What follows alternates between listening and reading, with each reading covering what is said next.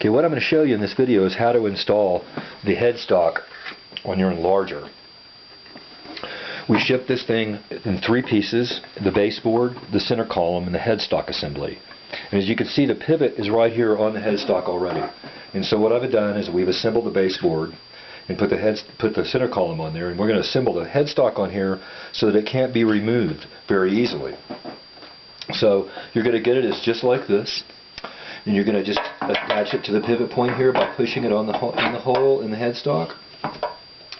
And then we're going to rotate this thing around. And I want you just to note it's all ready to go on there, so you just have to wiggle it back and forth a little bit. It'll just drop right in. There's a center pivot lock right here. You can see it looking down from the top when you're installing this. And we don't want that to drop into any of the holes here because we want to be able to move the headstock, because we're going to have to access this pivot lock. And so I'm going to put the headstock up here. You can see there's about an 1/8 of an inch gap right here. That's about what you want, because you don't want the pivot lock to go in the hole. So I'm going to set it about there, and then I'm going to lock it down, the Enlarger head, so it won't move. Then we're going to take out this bolt right here.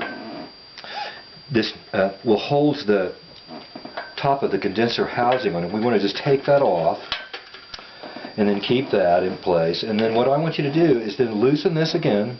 We're going to allow this thing to pivot down so that we can take the top off. So you would just grab that and lift this right off just like that, and be real careful. There's a mirror in there.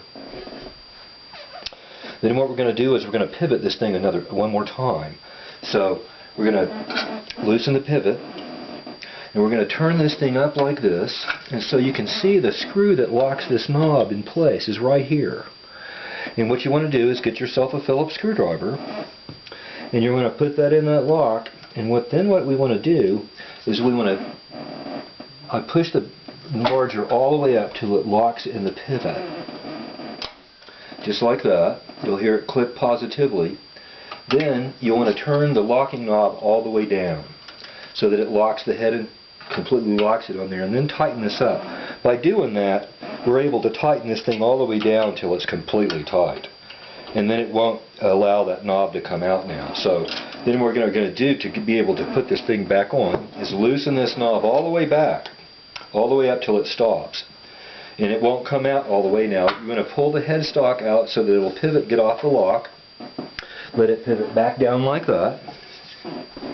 Now the headstock can't be pulled off of that pivot point unless we loosen that screw again. So we're not going to need to do that unless you move the Enlarger again.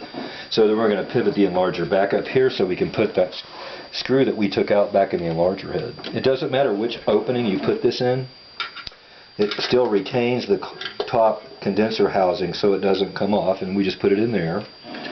Then you come back down here, push the Enlarger in to lock it in the vertical position so you're going to project. I lock that back down, and now you can loosen the headstock and push this up and down. And that's how you install it.